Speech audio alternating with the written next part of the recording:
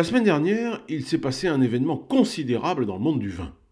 Dans les caves des hospices de Strasbourg, on a changé de fût le plus vieux vin du monde, ou du moins considéré comme tel. Un blanc d'Alsace de 1472, oui, 20 ans avant la découverte de l'Amérique par Christophe Colomb.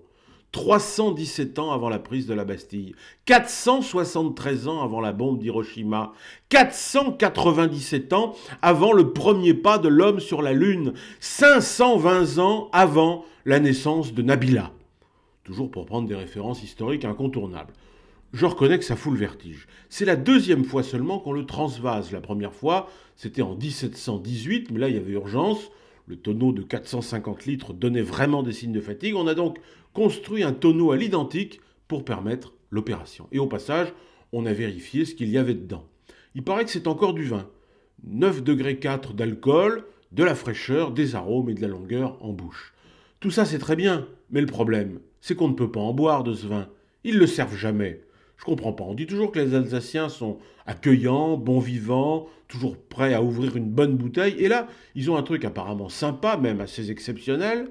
Ils le gardent pour eux.